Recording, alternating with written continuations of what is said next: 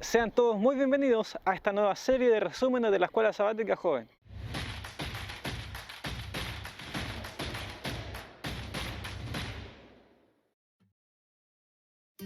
Nuestro primer capítulo lleva por nombre Los instrumentos del discipulado y está basado en la cita bíblica de Mateo capítulo 28 y versículos 16 al 20.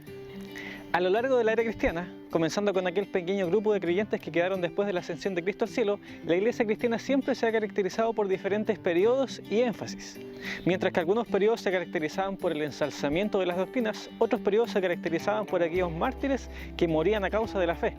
Y así también encontramos nuestra época actual, en donde profesar ser cristiano en nuestras redes sociales o incluso utilizar estos medios para hablar acerca de Cristo llega a ser algo muy poco común en la sociedad. Sin embargo, independientemente de la época, el verdadero cristianismo siempre se ha basado en seguir personalmente a Jesús.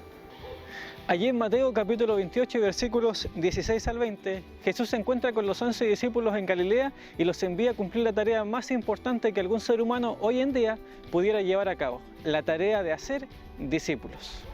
Y es interesante también que Jesús no les dice solamente a los discípulos qué es lo que ellos debían hacer, sino que además les dice cómo llevar a cabo aquella gran misión. Y en los versículos 19 y 20 encontramos estos tres verbos: ir, bautizar y enseñar. Por medio de estas tres acciones se debía llevar a cabo la gran comisión de hacer discípulos. Dentro de estos versículos vemos también que los instrumentos principales del discipulado no son los programas ni las reuniones, sino que son precisamente las personas. Y es por eso que los discípulos de Jesús debían conocer a más personas y por medio de las relaciones e interacciones humanas, sumadas a la inversión de tiempo y esfuerzo, debían hacer que aquellas personas también llegaran a ser discípulos de Jesús.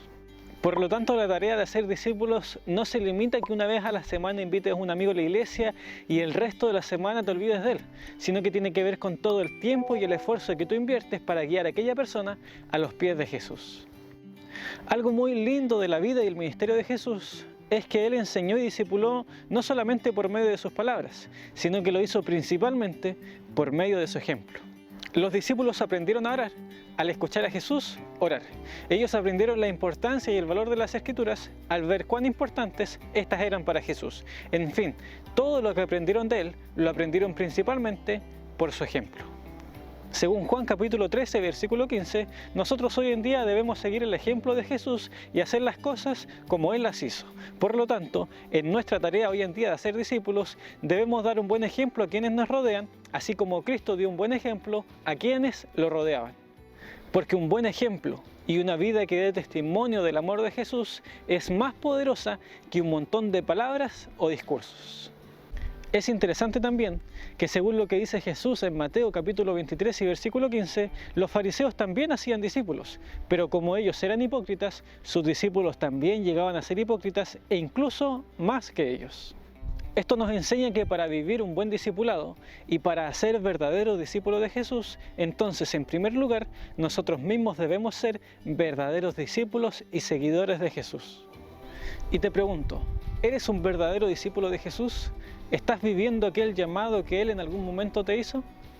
Y como dice la lección, hoy en día Cristo sigue llamando a todos aquellos que estén dispuestos a ministrar personalmente a otros, dirigiéndolos y guiándolos como Él lo hizo.